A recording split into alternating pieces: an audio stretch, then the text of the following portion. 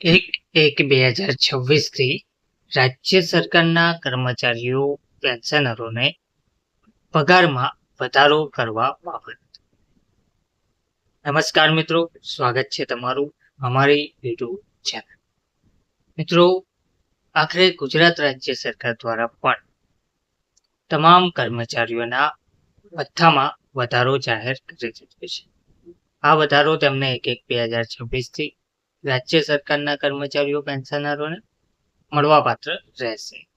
મોંઘવારી ભથ્થાના દરમાં 2% વધારો કરવામાં આવ્યો છે. તે માટેનો જે નાણાં વિભાગ દ્વારા પરિપત્ર જાહેર કરવામાં આવ્યો છે તેમાં શું જણાવવામાં આવ્યું છે તે જોઈએ તો કહેવામાં આવ્યું છે કે ગુજરાત રાજ્ય સેવા પગાર સુધારણા નિયમો 2016 હેઠળના પગાર ધોરણો મુજબના પગાર ઉપર સંદર્ભે 2માં દર્શાવેલ તારીખ 7/10/2025ના સરકારી ઠરાવ અન્વયે રાજ્ય સરકારના કર્મચારીઓ અને પેન્શનરોને તારીખ 1/7/2025ની અસરથી 58%ના દરે મોંઘવારી ભથ્થું મળવાપાત્ર થશે તેવું ઠરાવવામાં આવેલ છે.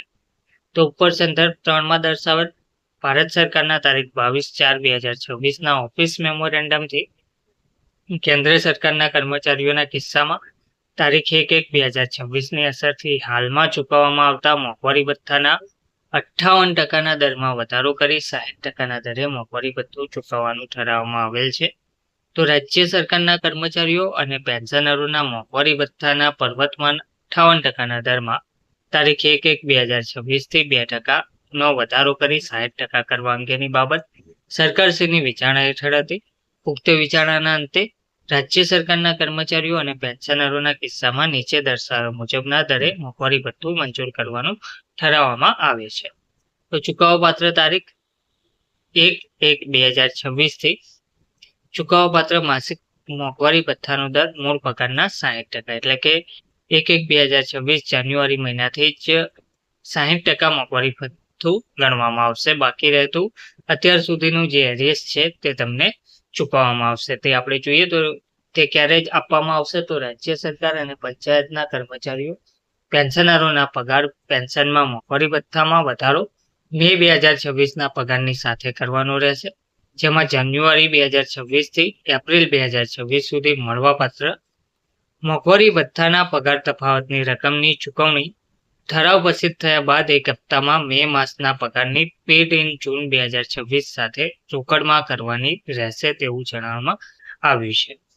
તો રાજ્ય સરકારના પેન્શનરોને જાન્યુઆરી 2026 થી એપ્રિલ 2026 સુધી મળવાપાત્ર હંગામી વધારાના તફાવતની રકમ ઉપર મુજબ ચૂકવવાની રહેશે. મોંઘવારી ભથ્થામાં 50 પૈસા અને તેના કરતાં વધુ પૈસાની ચૂકવણી આખા રૂપિયા પ્રમાણે થશે અને 50 પૈસા કરતાં ઓછી રકમને ગણતરીમાં લેવામાં આવશે નહીં.